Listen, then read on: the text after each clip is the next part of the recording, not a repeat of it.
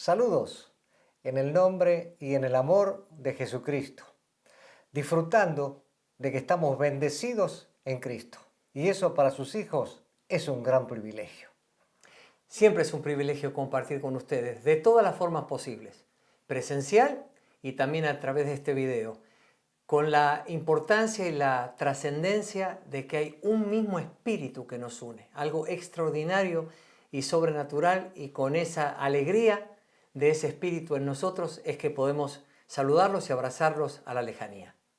Y realmente siempre la emoción es mayor cuando sabemos que nos reunimos alrededor del Espíritu Santo y de la palabra del Señor, que siempre nos inspira, nos enseña, nos lleva a comprender y entender el corazón de Dios y poder ver las cosas como Él las ve. Así que se aumenta esa emoción y realmente queremos disfrutar este tiempo en la presencia del Señor juntos, sabiendo que el Espíritu Santo nos va a hablar a cada uno.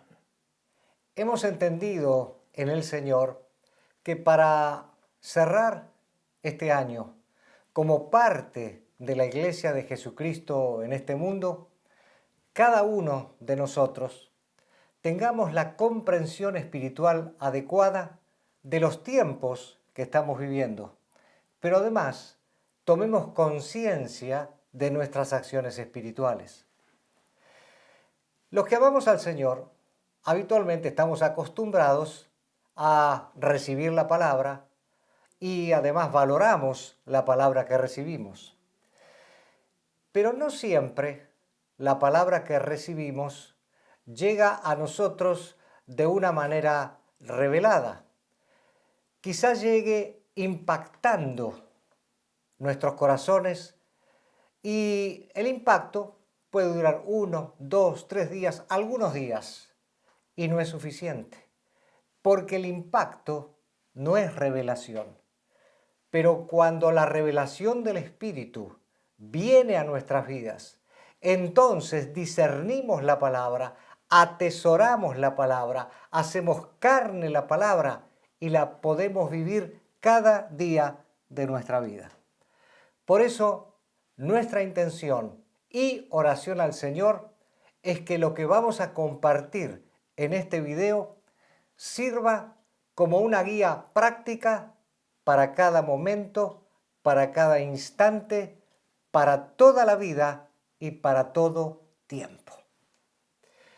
Comienzo con un versículo poderoso de la palabra de Dios. Toda la palabra de Dios es poderosa, pero para comenzar es muy apropiado. Dice así: Jesucristo es el mismo ayer y hoy y por los siglos. Hebreos 13, 8. Jesucristo es el mismo ayer. Ayer es tiempo. Jesucristo es el mismo hoy. Hoy es tiempo. Jesucristo es el mismo por todos los siglos. Siglos es períodos de tiempo. Yo creo que después de lo que dije, ya entendemos de qué estamos hablando. En esta declaración eterna de la palabra de Dios, nosotros podemos estar seguros que Jesucristo es el mismo siempre. Nosotros vivimos en una sociedad cambiante. Esos cambios a veces benefician y a veces perjudican a las personas y también a nosotros, o nos benefician o nos perjudican. Pero los hijos de Dios tenemos el tremendo, el precioso privilegio de que Jesucristo nunca cambia. Él siempre es el mismo, en Él estamos seguros y siempre podemos estar apoyados en Él. Basados en esta declaración eterna de la palabra y basados en Jesucristo, quien es el que sustenta cada una de nuestras vidas, ahora iniciamos, porque esta es la plataforma ideal para exponer a través de este video los puntos, las pautas que el Señor nos ha mostrado para compartirlas con cada uno de ustedes. El primer aspecto que vamos a analizar, que tiene que ver con esta guía que el Señor nos mostró para compartir con todos ustedes tiene que ver con condición indispensable. Para poder adentrarnos en este aspecto, necesito que leamos juntos un versículo de la palabra.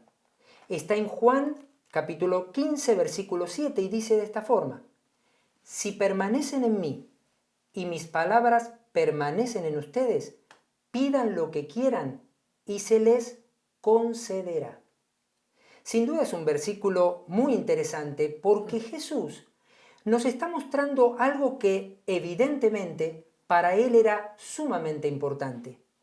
Jesús puso un énfasis en la permanencia de los creyentes y lo primero que enfatiza es una permanencia indispensable en él, así como las ramas se mantienen unidas y permanecen en una vid. Ahora, pensémoslo en el plano natural. Las ramas de una vid no tienen que hacer ninguna acción, ningún esfuerzo consciente para estar unidas a la vid porque naturalmente están unidas a ella. ¿Qué podría pasar para estar desunidas? Que alguien viniera, cortara alguna rama y al cortar la rama, entonces esa rama quedaría desunida a la vid.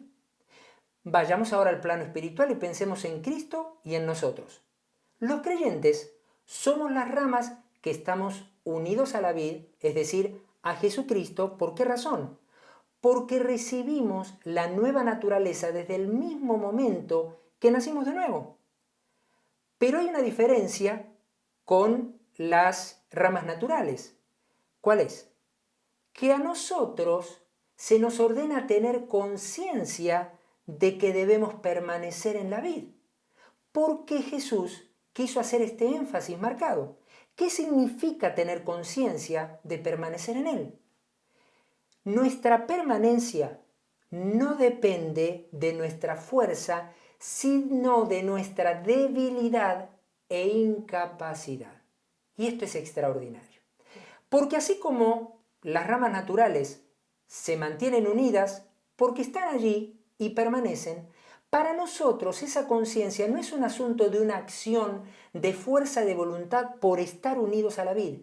Es mantenernos conscientes de que no podemos depender de nuestra fuerza para realizar nuestra vida, para llevar a cabo todas las acciones de nuestra vida. Al contrario, nosotros necesitamos reconocernos y actuar como personas que debemos depender y necesitamos depender de la fuerza de la vida de Cristo que está en nosotros. Cuando lo hacemos así, entonces permanecemos en Cristo. Si lo resumiéramos en una frase, debiéramos decir: si me niego a depender de mi humanidad para depender por completo de Cristo, entonces siempre permaneceré en la vid. Fíjense esto. Cada vez que dependemos de nuestra fuerza y de nuestra humanidad, ¿saben qué hacemos? Como si nosotros mismos, por propia voluntad, nos cortáramos de la vid y nos separáramos de ella. Es decir, nosotros por insistir en hacer la vida que ha sido diseñada por Dios para nosotros, la queremos hacer con nuestra fuerza, con nuestra capacidad, tenemos el inconveniente de que por hacerlo de esa manera nos estamos separando de Jesucristo en vez de permanecer unidos a Él. Ahora, obviamente, cuando entendemos esta verdad, entendemos la segunda parte que Jesús dijo. Y la segunda parte es que si estamos unidos a Él, es indispensable que sus palabras permanezcan en nosotros. Y esto es fundamental por muchos aspectos, pero vamos a empezar a hablar algunos de ellos. La palabra es nuestra única verdad de sustento. Es decir, todas las áreas de nuestra vida, todas las circunstancias que vivimos, todas las decisiones que tomamos, cada una de esas cosas debieran siempre, sin excepción, estar acordes a la verdad de la palabra. Y obviamente para que esto ocurra, requerimos de dos ingredientes fundamentales: fe y obediencia. Todos sabemos que las personas estamos acostumbradas a una cierta manera de pensar, fuimos educados de una manera, Vivimos en una cultura que de una u otra forma nos impone una forma de pensar, una manera de hacer las cosas. ¿Qué pasa? Cuando ya estamos en Cristo, venimos con ese bagaje. Pero en la medida que conocemos al Señor y se va revelando su palabra a nuestras vidas, entonces comprendemos cuál es el pensamiento de Dios con respecto a todas las cosas. Entonces, estamos atravesando una cierta circunstancia, viviendo una situación de la vida, y el Señor de pronto nos revela su palabra y reconocemos que eso que nos está revelando está totalmente contrario a lo que nosotros pensábamos, es decir, a nuestros hábitos, a nuestra manera natural de vivir, de actuar y de decidir. Entonces, ¿cuál debiera ser nuestra respuesta? Indefectiblemente, debiéramos responder de acuerdo con la fe que reconoce que la palabra es la verdad.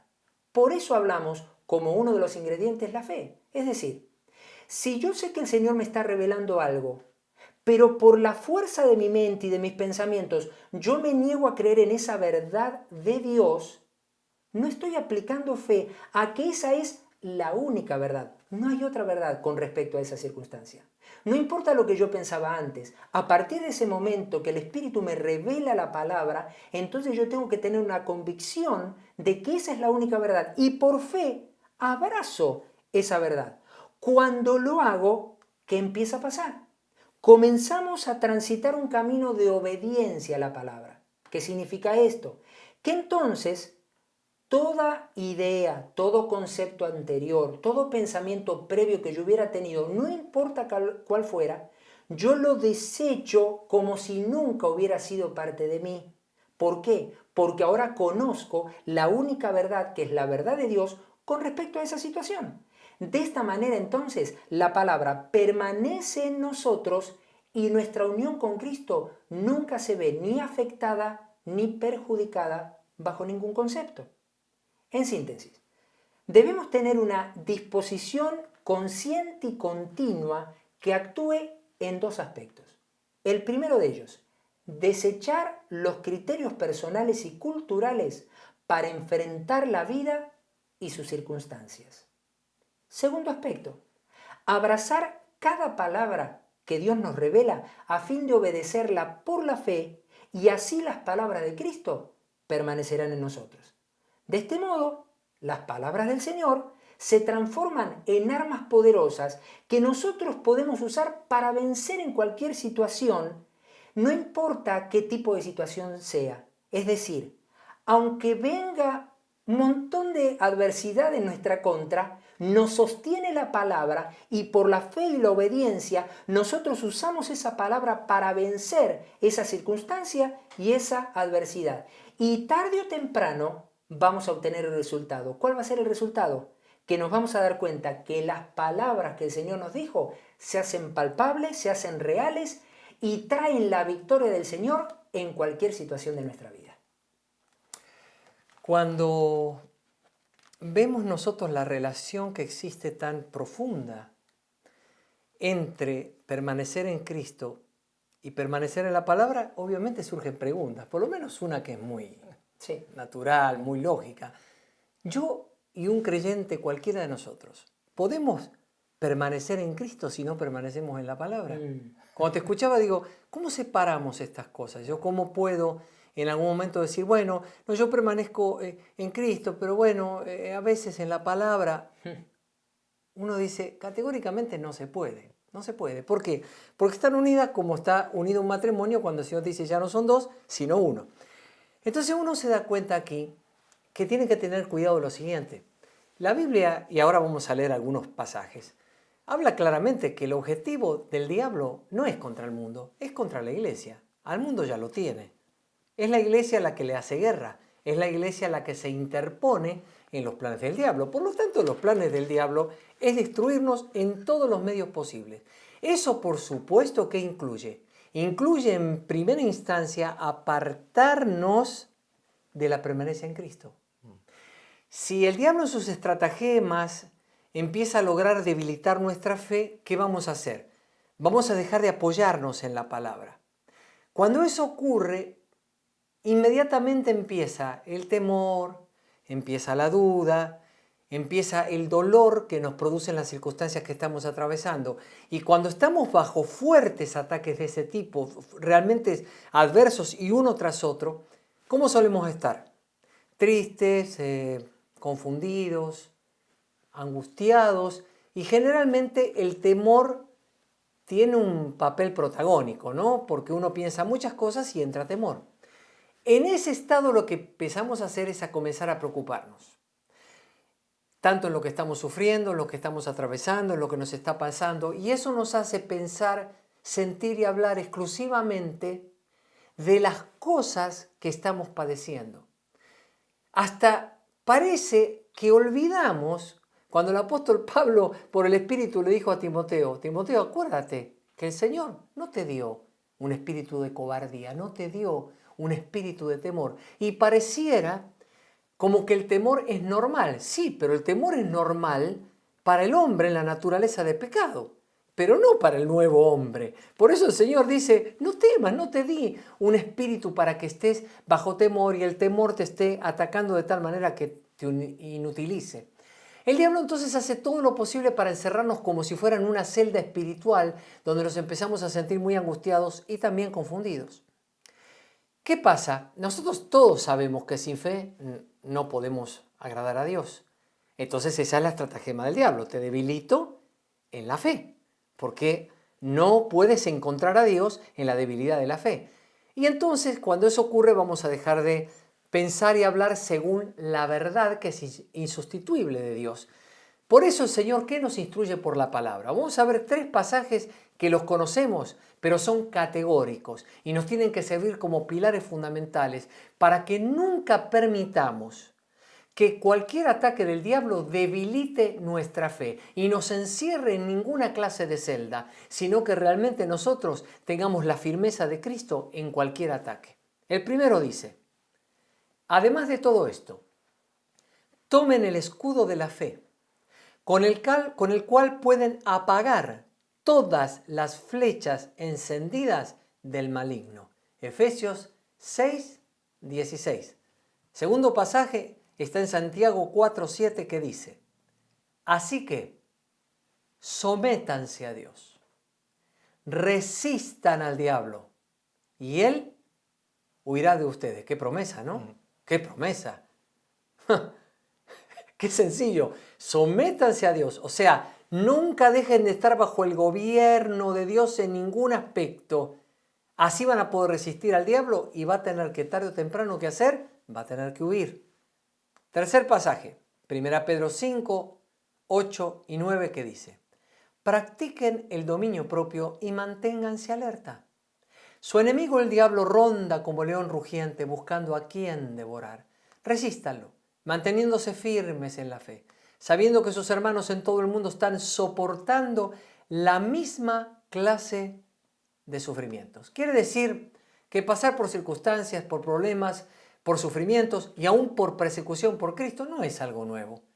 Es algo que sucede desde que la iglesia es iglesia, desde que Cristo vino al mundo para traer el maravilloso reino de Dios. Pero nosotros tenemos la seguridad de la palabra para poder estar firmes y permanecer en Cristo y en la palabra. Ahora, volviendo un poquito a la declaración de Juan 15:7, ese Juan 15:7 termina con una declaración bastante interesante. Porque ahí Jesús estableció una cadena, llamemos así, de 3 eslabones. Primero dijo, permanecer en Él. Segundo, permanezcan en mi palabra, o sea, mi palabra permanezca en ustedes. Tercero, se nos va a conceder todo lo que pidamos. Así dijo, pidan lo que quieran.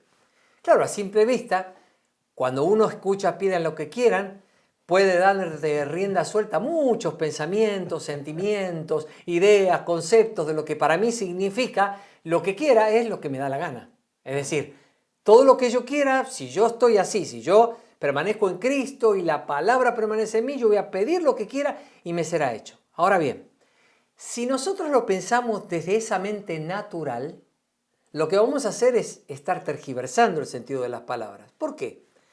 Porque si nosotros en realidad estamos permaneciendo en Cristo y si las palabras de Cristo están abundando en nosotros, ¿qué ocurrirá? que estamos en completa unidad con Cristo. ¿Y con qué más vamos a tener perfecta unidad? Con la mente de Cristo. ¿Usted cree que si nos manejamos en la mente de Cristo, vamos a hacer lo que nos da la gana? ¿Vamos a pedir simplemente deseos porque tenemos deseos? Seguramente, sin ninguna duda. Todas nuestras peticiones tendrán propósito. Todas nuestras peticiones irán al frente. ¿En qué sentido? En el sentido de decir, Señor, lo que más quiero de mi vida es todo aquello que sirva para cumplir tu propósito, aquello que tienes dispuesto, aquello que tienes preparado, aquello a lo que tú nos quieres llevar. Por eso sabemos que vamos a poder tener todo lo que pidamos. ¿Por qué? Porque sencillamente vamos a pedir en unidad con Cristo y también vamos a pedir no solo en unidad, sino bajo el gobierno de la mente de Cristo. Qué importante es todo lo que estamos considerando, teniendo en cuenta todo lo que el Señor ya nos entregó. En esta guía práctica que estamos desarrollando con pautas que el Señor nos entregó para todo tiempo, lo primero que vimos fue la condición indispensable, que es permanecer en Cristo, que sus palabras permanezcan en nosotros, mantener la fe y ser obedientes a todo lo que el Señor nos indica y caminar de acuerdo a su voluntad. Esa es la condición indispensable. Ahora vamos a la segunda pauta y es actitud incondicional. Y leo 2 versículos de la palabra de Dios. Señor y Dios, no puedo quedarme en silencio. Te cantaré himnos de alabanza y siempre te daré gracias. Salmos 30, 12. Y el otro versículo dice, así que nosotros, que estamos recibiendo un reino inconmovible, seamos agradecidos. Inspirados por esta gratitud, adoremos a Dios como a Él le agrada, con temor reverente. Hebreos 12, 28. Acerca de la vital importancia de la alabanza y el agradecimiento en nosotros, los creyentes, hay un hilo conductor sobre esto que estamos mencionando que va desde el Antiguo Testamento hasta el Nuevo Testamento. En toda la palabra de Dios se habla de lo que significa tener un espíritu de alabanza y de agradecimiento al Señor. David, que fue un hombre que conocía el corazón de Dios, dijo un día, dichoso el pueblo que sabe aclamar o alabar al Señor. Esto está registrado en el Salmo 89, 15. Dichoso el pueblo que sabe aclamar o alabar al Señor. Y me llamó la atención la palabra aclamar. Y fui a ver el significado de la palabra aclamar desde el original hebreo. Y aclamar es la palabra yada o yadá y significa alabar y adorar con manos extendidas o manos levantadas, reconocer los méritos de alguien, declararlos y darle gracias. Quiere decir que aquí está involucrado todo el ser, espíritu, alma y cuerpo. Cuando los hijos de Dios alabamos al Señor de esta manera, el corazón de Dios se goza. Claro que hay sentimientos de alabanza, de agradecimiento, de adoración que son internos, pero estamos hablando de una expresión externa de lo que es la alabanza y el agradecimiento al Señor. No es solamente dar gracias, es tener un espíritu de agradecimiento. Por eso, vivir alabando y agradeciendo al Señor no surge de circunstancias fáciles. Bueno, en las circunstancias fáciles alabo y adoro, pero en las circunstancias difíciles, bueno, el Señor tiene que entender que yo no puedo.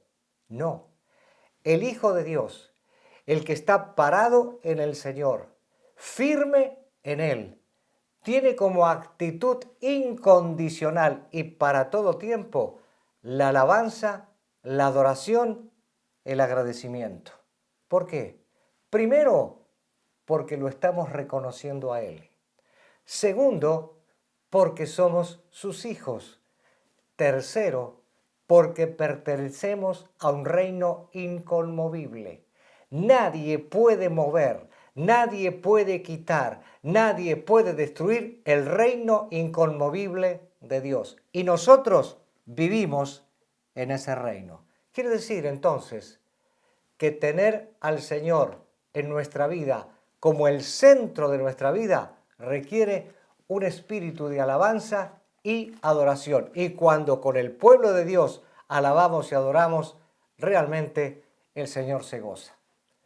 Quiero agregar algo más y voy a leer un pasaje de la palabra de Dios que dice de esta manera.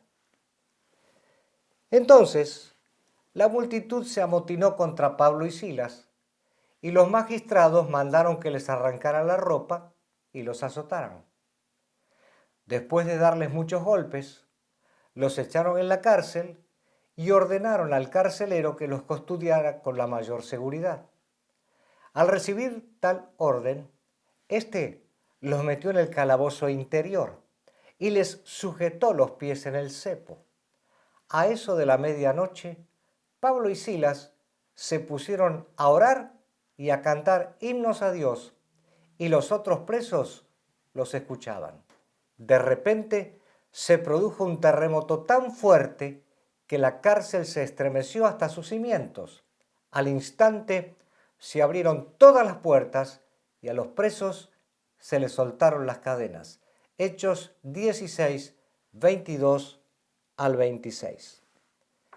Humanamente, esta situación era desesperante, casi inaguantable. ¿Qué esperanza tenían Pablo y Silas en el lugar donde estaban? ¿Qué podían ver hacia adelante? Estaban en una celda pequeña. No había rendija donde entrara luz. Es decir, todo era oscuridad en ese lugar pequeño. Además, sus pies estaban aprisionados por un cepo. Es decir, no se podían mover y sus tobillos se estaban resintiendo conforme pasara el tiempo. Realmente una situación trágica y deprimente. ¿Pero qué estaban haciendo los apóstoles Pablo y Silas? Lo que surgía naturalmente de su interior. Orar y cantar alabanzas al Señor. La palabra no registra que ellos, mediante la alabanza, la adoración y la oración, estaban esperando algún resultado de que Dios se manifestara porque estaban alabando y adorando en ese tiempo de angustia. La palabra eso no lo registra. Pero queridos, eso fue lo que sucedió. Dios actuó sobrenaturalmente y no solamente Pablo y Silas fueron liberados y el carcelero pudo ver y temer a Dios por esto, sino que ese mismo carcelero con su familia entregó su vida al Señor. Qué maravilloso es que una pauta para nosotros como hijos de Dios sea que tener como actitud incondicional la alabanza, la adoración y el espíritu de agradecimiento sea una constante en cada una de nuestras vidas. Sin duda, el pasaje es súper emocionante. Tremendo. Cada vez que uno lo lee, realmente quisiera vivirlo, pero cuando llegué a ese punto, muchas veces me pregunté, ¿y realmente cómo reaccionaría yo Correcto. Claro. ante una situación Así como es, esa? así es. Primero, jamás estuve en la cárcel, ni siquiera encerrado un ratito.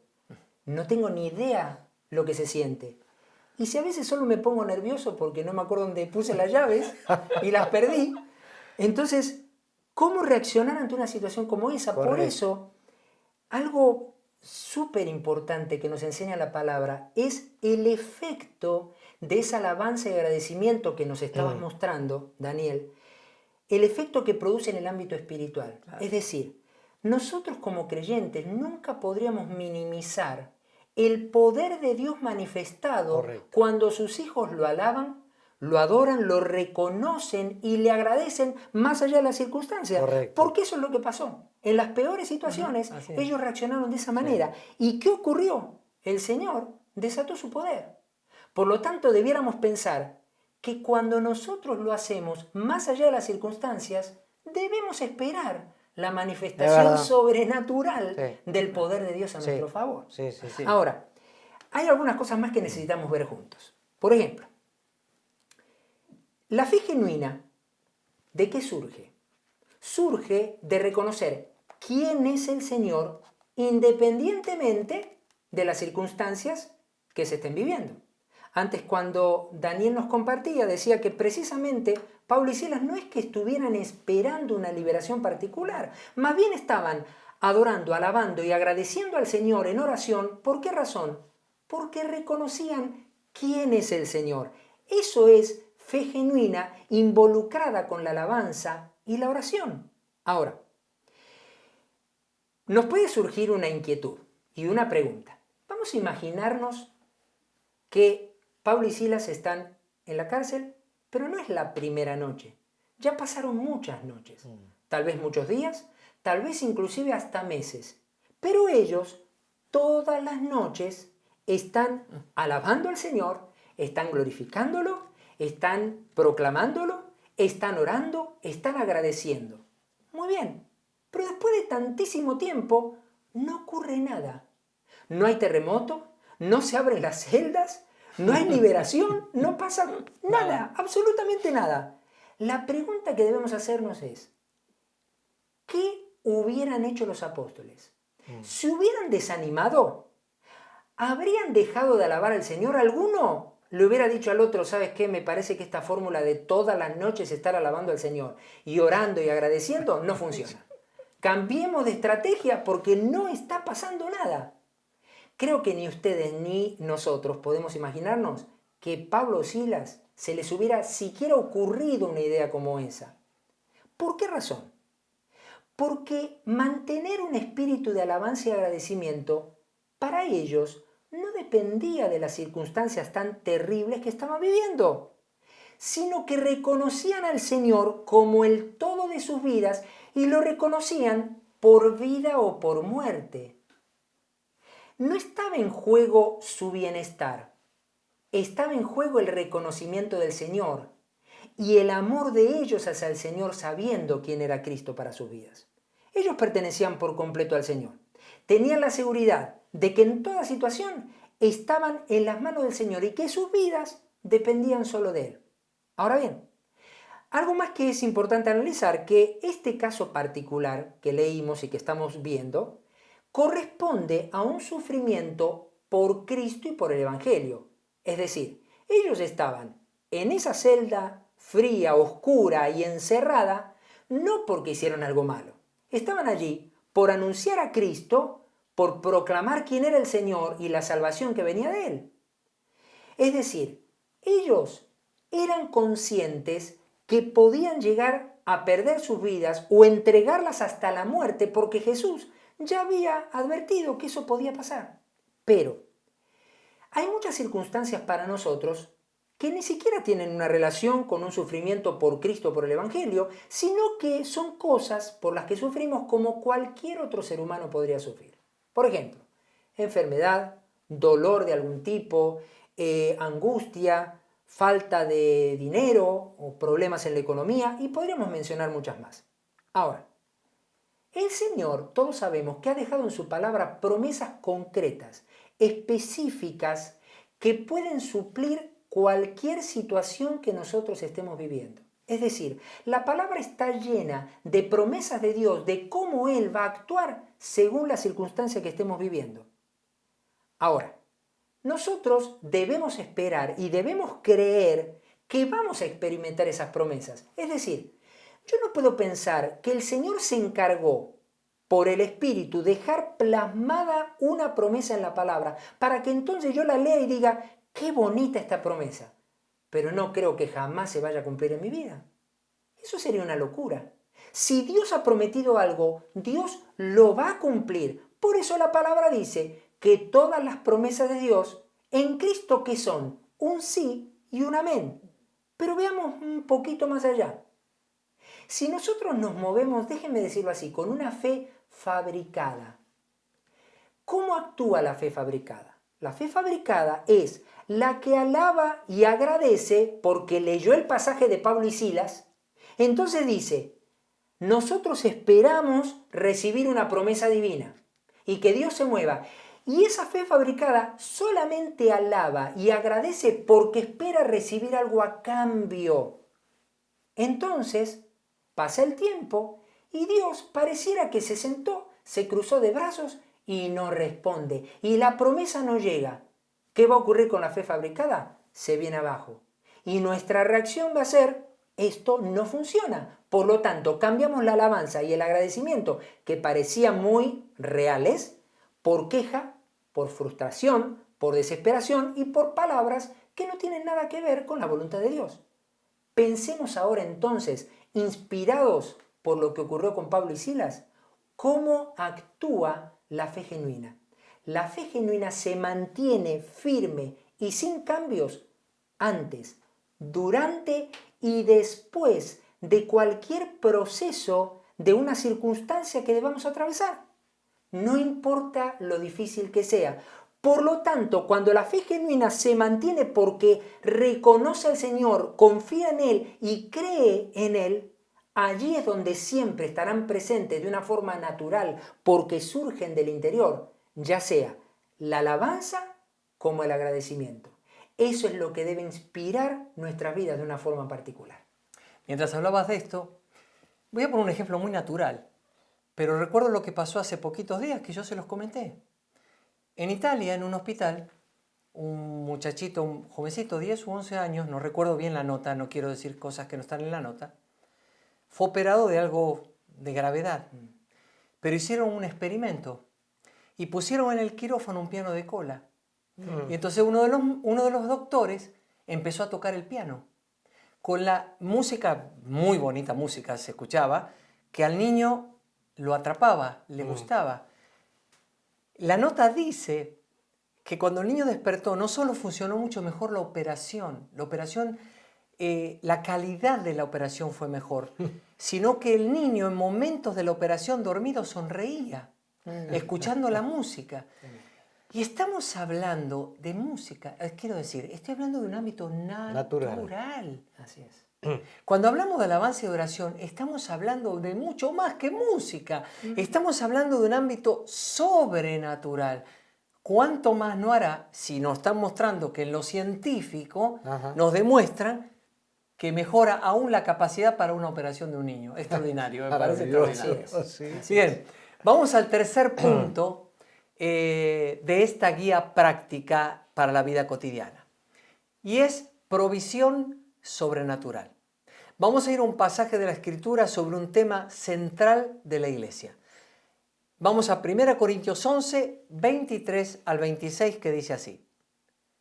Yo recibí del Señor lo mismo que les transmití a ustedes.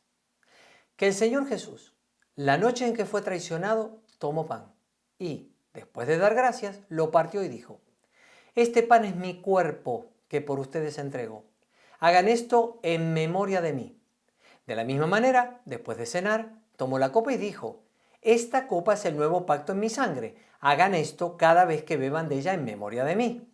Porque cada vez que comen este pan y beben de esta copa, proclaman la muerte del Señor hasta que Él venga. Todos sabemos que este pasaje habla de la cena del Señor.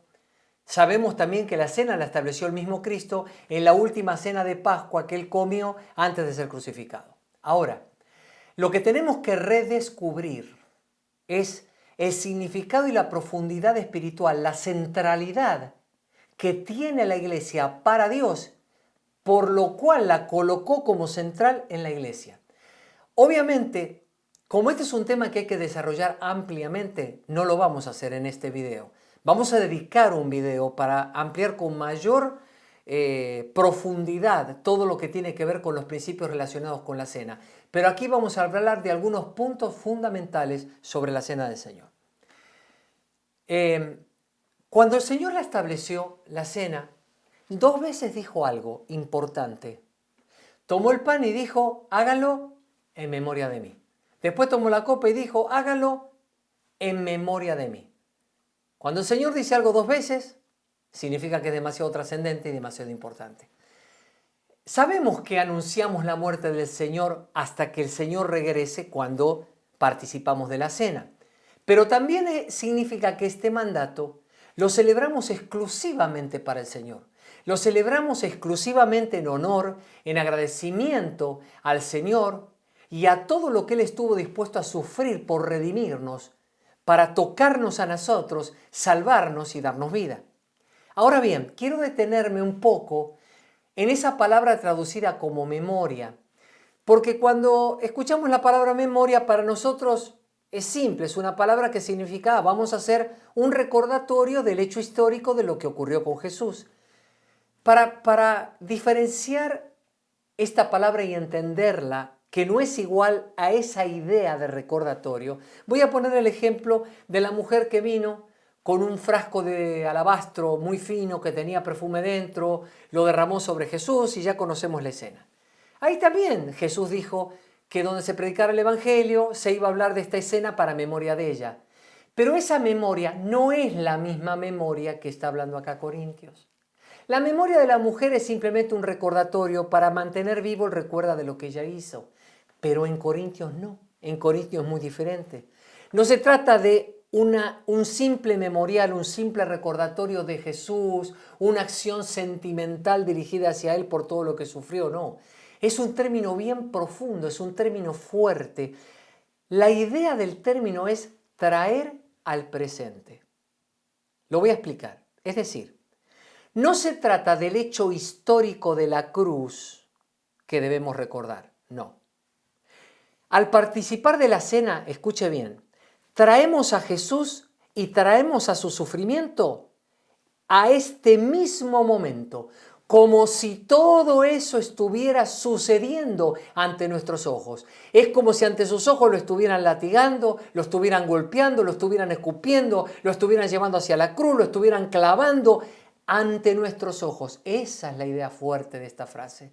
No es la idea de algo histórico. Entonces, lo que hace la cena del Señor es traer a la efectividad presente la redención y todo lo que el Señor sufrió a favor nuestro. Vamos a ir a un pasaje más para entender la importancia de la cena del Señor. A 2 pasajes, en realidad. El primero está en Hechos 2:46 y dice, ellos perseveraban unánimes en el templo día tras día y partiendo el pan casa por casa, participaban de la comida con alegría y con sencillez de corazón.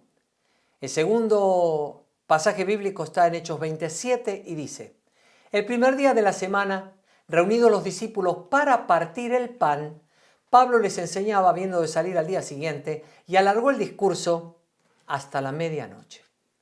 Con solo estos 2 pasajes nos damos cuenta que el lugar de la cena, cuando la iglesia comenzó, era preponderante. ¿Por qué? Porque dice primero que participaban en el templo, pero después participaban todos los días en las casas. Mientras compartían la comida, participaban de la cena y lo hacían todos los días. Pero algo me llamó la atención del último pasaje.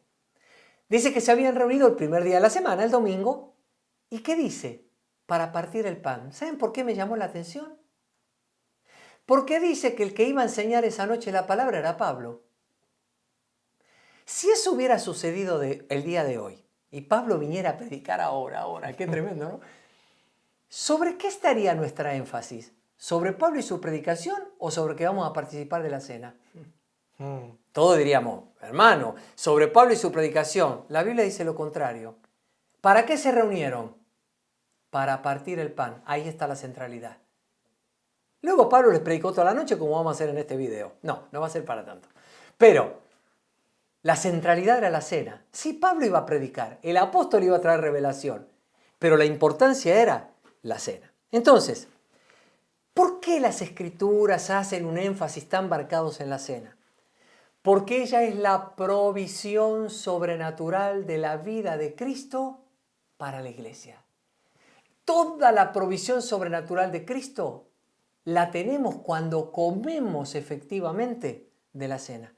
Jesús reafirmó esto en Juan 6, que no lo vamos a explicar ahora, cuando dijo, porque mi carne es verdadera comida y mi sangre verdadera bebida. Esto está en Juan 6:55.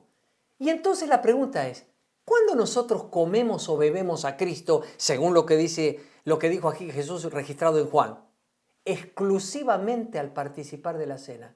Escuche, hermano, no existe ningún otro momento donde usted puede comer y beber a Cristo. Usted puede meditar en la palabra, usted puede orar, usted puede recibir revelación, pero para comer y beber a Cristo tiene que participar de la cena. En síntesis, lo que el Señor le estaba diciendo a la iglesia y nos dice hoy es, mi cena es para mi iglesia su verdadero alimento y bebida. Ahora, cuando la cena nos empieza a ser revelada a nuestros espíritus, comprendemos la razón por la que Pablo enseñó y le dio tanta importancia a discernir el cuerpo de Cristo. Discernir es distinguirlo, es separar una cosa de la otra, es hacer una discriminación clara de cosas diferentes, fijarse de qué se trata. Y debido a que los corintios no estaban discerniendo la cena, Pablo dijo que estaban pasando tres cosas entre ellos. Había muchos débiles, otros estaban enfermos e incluso estaban otros durmiendo, en realidad muertos, dice la palabra. Entonces, es tan importante discernir el cuerpo de Cristo que solo voy a mencionar tres cosas principales de lo que significa. En el contexto de lo que Pablo escribió, si ustedes van leyendo la carta a los Corintios, ellos no discernieron el cuerpo de Cristo porque trataron indebidamente la cena. ¿Por qué? Unos se adelantaban a comer y otros se quedaban con hambre y hasta otros, dice, se emborrachaban. O sea, entendían que estaban en una fiesta, en una cena, vamos a comer todo lo que querramos, pero nadie entendía nada, ni siquiera para qué se reunían. Es decir, no estaban comiendo la cena. La trataron como una simple comida más y Pablo los reprendió porque evidentemente esa forma de actuar era un grave pecado, era una afrenta contra el Señor debido a que lo que comían no se trataba ni de comida ni de pan y vino, se trataba del cuerpo y de la sangre del Señor. Lo segundo es que la cena es para la iglesia como cuerpo de Cristo en el mundo, para que la iglesia participe en santidad, para que la iglesia participe en relaciones sanas, porque discernimos qué cosa, que la iglesia, ¿qué somos? El cuerpo de Cristo. Y somos miembros los unos de los otros. Entonces también se aplica una realidad de que entre nosotros somos miembros. Si cada uno se adelanta, come la cena cuando quiere y el otro se emborracha, es evidente que no estamos entendiendo que somos miembros los unos de los otros. Y tampoco estamos entendiendo que se toma en santidad porque es para nuestra bendición. Entonces, por último, el objetivo de la cena, ya lo dijimos, es traer al presente a Cristo, haciendo memoria de Él, trayendo su sacrificio. De lo contrario, la cena sería un ritual inconsistente porque no se distinga que se trata de Cristo. Ahora, la importancia de la cena está no solo en que es para Cristo, sino que tiene innumerables beneficios y una provisión milagrosa para nuestras vidas. Porque así como la cena la hacemos en memoria de Cristo, también la cena está hecha a nuestro favor. ¿Por qué? Porque Cristo no sufrió por Él. Cristo no necesitaba redención. Él sufrió por nosotros. Su sacrificio y muerte fue para beneficio nuestro. Entonces, Jesús vino para darnos vida eterna. Jesús vino para librarnos de la naturaleza de pecado. Jesús vino para perdonar nuestros pecados. Jesús vino para sanarnos de toda dolencia, de toda enfermedad. Jesús vino para darnos salud integral. Entonces, ¿qué pasa? Miren esto. Cuando Pablo les escribe a los corintios que no están discerniendo el cuerpo de Cristo, ¿para qué les escribió esta advertencia? Porque Pablo no quería que los corintios padecieran por debilidad, enfermedad y muerte. Y si ellos lograban discernir que se trataba del cuerpo de Cristo cada vez que la comían, ¿qué iban a recibir ellos? Iban a recibir fortaleza, salud y vida. Ahí está el propósito central para nosotros de la cena. Desde nosotros, el propósito central, ¿cuál es? Cristo y su honra, desde nosotros. Para nosotros el propósito central es hacer efectiva toda su redención y darnos fortaleza, salud y vida.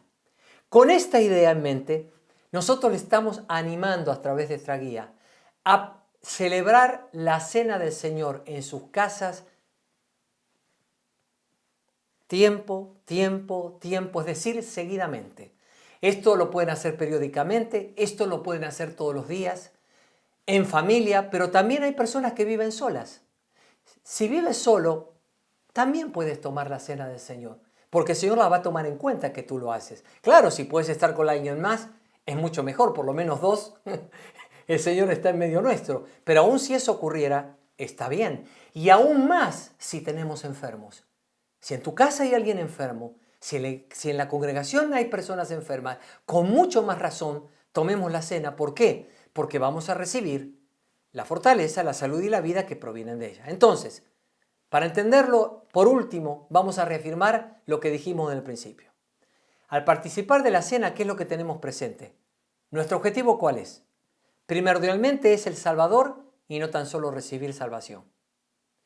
Es el sanador y no tan solo recibir sanidad.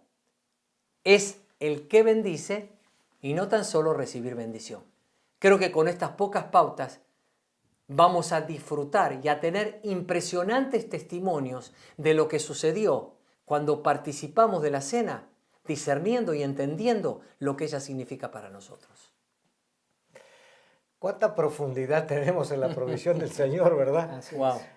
Ahora que estoy escuchando esto, digo, Señor, dame revelación para profundizar Amén. en aquellos lugares donde todavía no entré, Es verdad. porque por mi Es ignorancia verdad.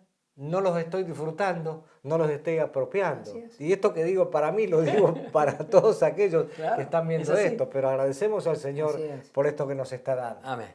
Bien, vamos a continuar. Ahora vamos con comportamiento constante. Seguimos la guía. Y hay como un subpunto en comportamiento constante, despojarnos de lo que nos estorba como iglesia de Jesucristo. Y voy a leer un pasaje muy importante de la palabra de Dios para desarrollar este tema. Por eso nosotros, teniendo a nuestro alrededor tantas personas que han demostrado su fe, dejemos a un lado todo lo que nos estorba y el pecado que nos enreda y corramos con fortaleza la carrera que tenemos por delante. Fijemos nuestra mirada en Jesús, pues de Él procede nuestra fe y Él es quien la perfecciona. Jesús soportó la cruz sin hacer caso de lo vergonzoso de esa muerte, porque sabía que después del sufrimiento tendría gozo y alegría, y se sentó a la derecha del trono de Dios. Hebreos 12, 1 y 2. Pasaje muy revelador.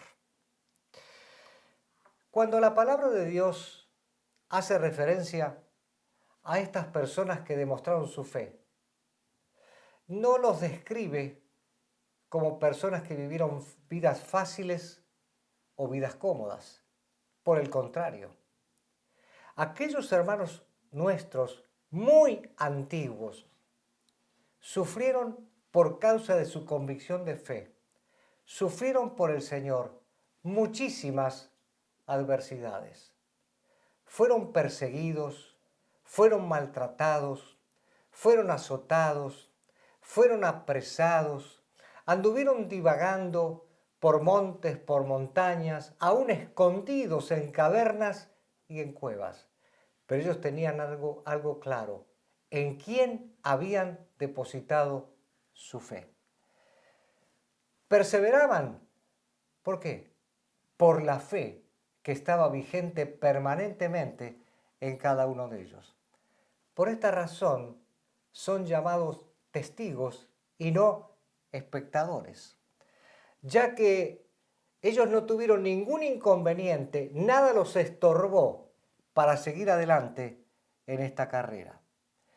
Cada uno de estos testigos hoy nos estimula a cada uno de nosotros, porque no podemos ser diferentes.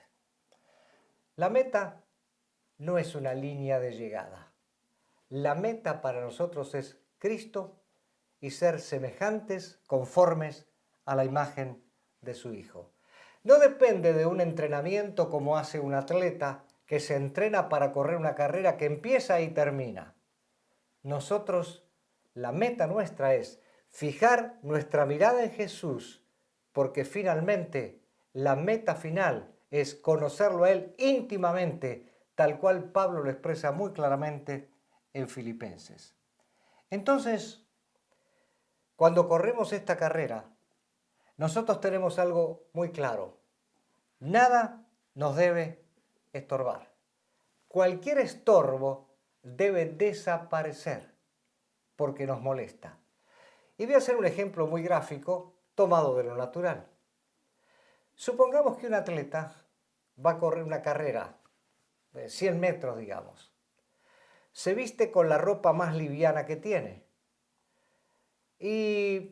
Pero supongamos que en el short o pantaloncillo que él usa, dice, voy a llevar el celular.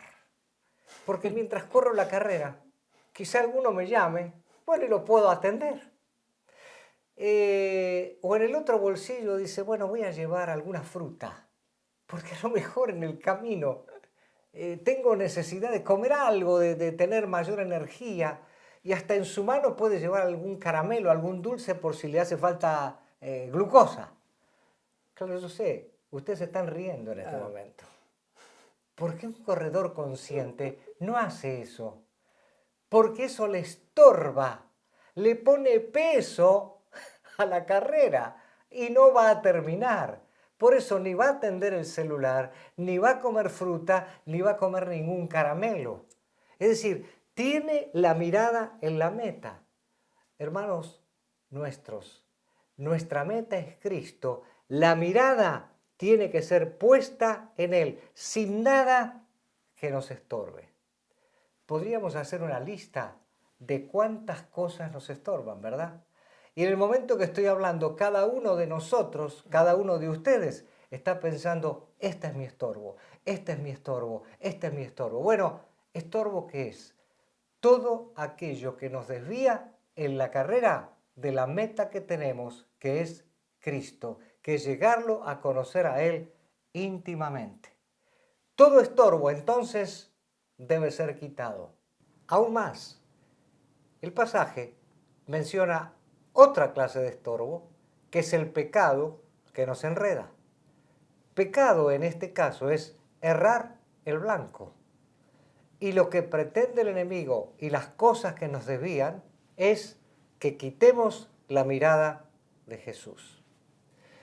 Si bien es cierto, los cristianos sabemos que Jesús es el Señor, en este pasaje y referido a esta carrera que nosotros estamos corriendo, Él es quien origina la fe, pero también es quien la perfecciona, la completa hasta que lleguemos al final del recorrido terminando la carrera. Bendita esperanza, bendita seguridad. Jesús es el que origina la fe, pero también la perfecciona. Es emocionante realmente darnos cuenta que ese comportamiento constante del que estamos hablando depende del Señor. No depende de nosotros, de nuestra buena preparación para la carrera, sino de tener puestos los ojos en Él. Y como segundo punto de este aspecto que estamos analizando dentro del comportamiento constante, queremos referirnos a invertirnos en el propósito y la misión por los cuales vivimos en este mundo. Y para referirnos a este punto, vamos a leer un versículo muy interesante. Dice así: pero los que fueron esparcidos iban por todas partes anunciando el Evangelio. Eso está en Hechos, el capítulo 8 y el versículo 4. Pongámonos un poquito en la situación. La iglesia en Jerusalén estaba siendo perseguida precisamente en ese momento, obviamente por causa de Cristo. Saulo, de hecho, antes de encontrarse con el Señor y de rendirse a Él, era uno de los cabecillas que iba al frente y hasta entraba en las casas de los creyentes, arrastraba a los creyentes porque su finalidad era llevarlos a la cárcel.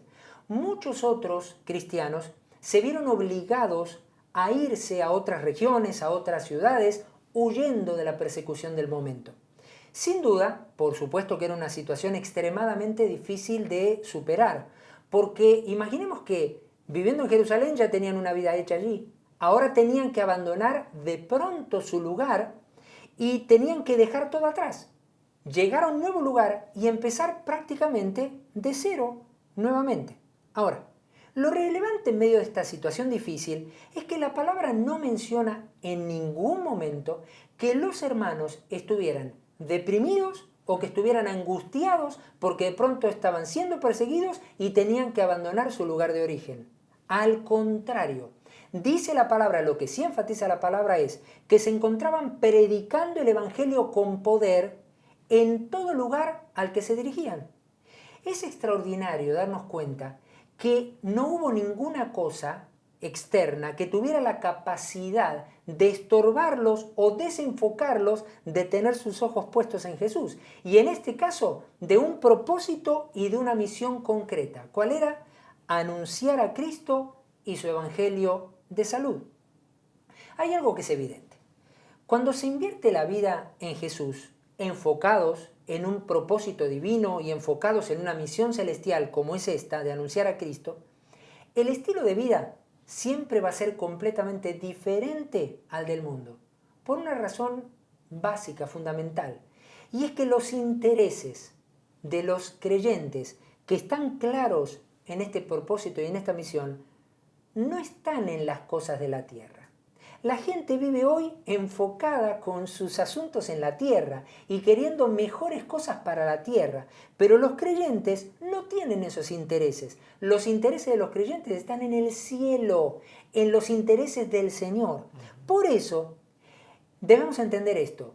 Todos disfrutamos, y vale la pena hacerlo, nuestra condición de hijos de Dios. Es extraordinario. Pero recordemos que no basta con solo disfrutar nuestra condición de hijos. Debemos recordar permanentemente que somos ciudadanos del reino de los cielos y como tales tenemos una misión. La misión es conducir, guiar a otros a entrar a este mismo reino al cual ya pertenecemos nosotros. Los creyentes somos los únicos que tenemos el privilegio de estar involucrados en una misión como esta. Somos los únicos que podemos llevar la batuta y dirigir a los demás para decirle, yo ya caminé por ese camino que tú estás caminando, pero un día Jesucristo cambió mi vida por completo y me dio una misión y un propósito que jamás me hubiera imaginado. Ahora mis ojos están puestos en Él y te invito a que camines por este mismo camino. Cuando lo hacemos, hay algo extraordinario que ocurre. Estamos transmitiendo algo que produce resultados y lo maravilloso es que si bien produce resultados, por supuesto, concretos para esta tierra en la vida de las personas, esos resultados son celestiales y son eternos. Bendecimos al Señor por esto que nos ha delegado. Es maravilloso ver que aunque somos personas de carne y hueso, que un día vamos a dejar este cuerpo, lo que hacemos es eterno. Así es. Sí. Y lo que hacemos es celestial. De verdad. Nadie tiene ese privilegio más que la iglesia. Así Es es. extraordinario. Ahora, cuando estamos grabando este video, está justamente finalizando este año 2020. Un año muy particular. Todos nos vimos envueltos en una serie de circunstancias producidas por esta pandemia que cambió en mucho cómo la humanidad se fue desarrollando. Y si bien nosotros sabemos que no somos del mundo, pero sí estamos en el mundo. No podemos negar que estamos en el mundo. Pero nos damos cuenta también, a medida que vimos todo lo que observamos, que mucho de lo que vimos escrito, lo que escribió Pablo, lo que dijo el Señor, fueron cosas escritas en el siglo I. Pero hoy pasaron 21 siglos y siguen tan vigentes, tan veraces, tan fieles, como el primer día. Tenemos la bendición de decir, lo podemos aplicar igual en el primer siglo que en el siglo XXI o en el siglo 30, no importa cuando estemos. Entonces, vamos a poder descubrir a través de esto que en esta palabra eterna de Dios tenemos la voluntad de Dios para nosotros, para cómo vivir de manera práctica todos los días en la voluntad de Dios y disfrutar de esa voluntad y cumplir el propósito. Por esta razón el Señor nos impulsó a hacer un video diferente, compartiendo con ustedes este video mensaje, pero con un objetivo especial que es formular una guía para la vida cotidiana. justamente por el tiempo particular que estamos viviendo, pero también es nuestra intención que cuando pasen los años, muchos años, y cualquiera pueda ver este video, se pueda encontrar con una verdad. Jesucristo es el mismo ayer, es el mismo hoy y es el mismo por los siglos. Por eso, para ir finalizando con el tema que hemos estado tocando para todo tiempo, ustedes van a poder ahora ver en pantalla un resumen de cada uno de los puntos de esta guía para que puedan entonces tenerlo a mano siempre que ustedes lo necesiten. Atención entonces, vamos con el resumen de esta guía práctica. Condición indispensable. La vida en Cristo consiste en permanecer en Él y que sus palabras permanezcan en nosotros. Cuando la palabra es el sustento de nuestras vidas, la fe y la obediencia nos afirman en ella. Ninguna circunstancia ni estrategia del diablo podrá debilitarnos y anular el poder de la palabra del Señor en nuestras vidas. Vamos con el segundo punto, que tiene que ver con la actitud incondicional. La vida en Cristo se desarrolla en un constante y creciente espíritu de alabanza y agradecimiento al Señor. La alabanza y el agradecimiento no son un fin en sí mismos ni herramientas para conseguir resultados, sino expresiones que surgen naturalmente de quienes tienen al Señor como el centro de sus vidas. Alabar y agradecer al Señor es una actitud de vida que no cambia por las circunstancias y no depende de que Dios cambie las situaciones que atravesamos. El tercer punto de esta guía es provisión sobrenatural. La cena del Señor se celebra en memoria de Él para honrarlo y agradecerle trayendo al presente la efectividad de su obra por nosotros. Para participar de la cena del Señor necesitamos discernir el cuerpo de Cristo. Primero, discernimos el cuerpo cuando entendemos que comemos la carne y bebemos la sangre de Jesús. Segundo, discernimos el cuerpo cuando entendemos que la iglesia es el cuerpo de Cristo y lo representa en el mundo. Los creyentes somos miembros los unos de los otros y debemos participar de la cena en santidad y manteniendo relaciones sanas con los hermanos. Al participar de la cena con este discernimiento, recibimos fortaleza, salud y vida. Y vamos con el último punto de la guía, comportamiento constante. Vivir en Cristo es como una carrera que se corre de por vida. Jesús es nuestra meta y por eso mantenemos nuestros ojos fijos en Él. Desechamos todo estorbo o pecado que pudiera desviarnos del objetivo. Jesús es quien origina nuestra fe y también la perfecciona hasta el final del recorrido. Él nos alienta para que vivamos concentrados en el propósito y la misión que nos encomendó.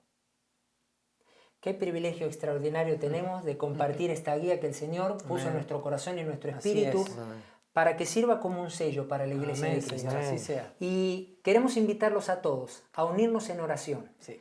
Y a declarar que esto es una verdad para nuestra vida. No estamos hablando nada inventado por ningún hombre. Estamos diciendo lo que dice el Señor para nosotros y a nuestro favor. Vamos a orar juntos. Gracias, Jesús. Padre, en el nombre de Jesús, alabamos, bendecimos y glorificamos tu nombre. Hoy queremos exaltarte hasta lo sumo y declarar que eres el único Dios vivo y verdadero, el único Señor, el único que tiene la capacidad y el poder de gobernar todo y a todos en todo lugar. Por eso te bendecimos, por eso volvemos a declarar, tenemos un Dios que es el mismo ayer, hoy y por los siglos. Tú, Señor, eres el mismo y no cambia. Las situaciones, los momentos pueden cambiar, la manera en cómo el ser humano enfrenta las cosas también pueden cambiar, pero tú no cambias. Y si tú no cambias, nada de lo que has dicho para nosotros va a cambiar jamás. Por eso estamos aferrados hoy a tu palabra y lo seguiremos estando por el resto de nuestras vidas sobre la tierra, porque tu palabra es la única verdad que nos sustenta. Y queremos, Señor, con entendimiento, con discernimiento espiritual y con una fe genuina, seguir, Señor, caminando en una vida de honra, en una vida de alabanza, en una vida de gratitud y en una vida entendida en el tiempo que está viviendo, pero sabiendo que tiene un propósito y una misión que cumplir sobre la tierra. Señor, hoy como iglesia, una vez más, nos rendimos a ti de corazón, pero para exaltarte, para confesar y reconocer todos juntos que tú eres nuestro Dios y no hay nadie fuera de ti. Señor, reconocemos que de ti recibimos la fortaleza, de ti recibimos la salud, de ti recibimos la sanidad. Tú eres el mismo y todo lo que has prometido se cumple. Pero Señor, nuestro motivo de alabanza eres tú. No estamos persiguiendo cosas que nosotros queremos alcanzar. Al único que perseguimos es a ti. Ponemos los ojos en Jesús. Y no queremos bajar y no bajaremos nunca nuestra mirada de ti, Señor. Y el Espíritu Santo siempre nos guiará en medio de este recorrido para seguir quitando cualquier estorbo y nunca desenfocarnos de nuestro más grande amor que eres tú. Te alabamos y te honramos y te agradecemos, Señor, porque con esta expectativa de vida podemos caminar todos los días en este presente, pero también en los días por venir. Te alabamos y te honramos y reconocemos que eres digno de recibir la alabanza, la honra, la adoración, el poder y el honor. A ti sea toda la gloria. En el nombre de Jesucristo. Amén. Amén, Señor. Y amén. Amén.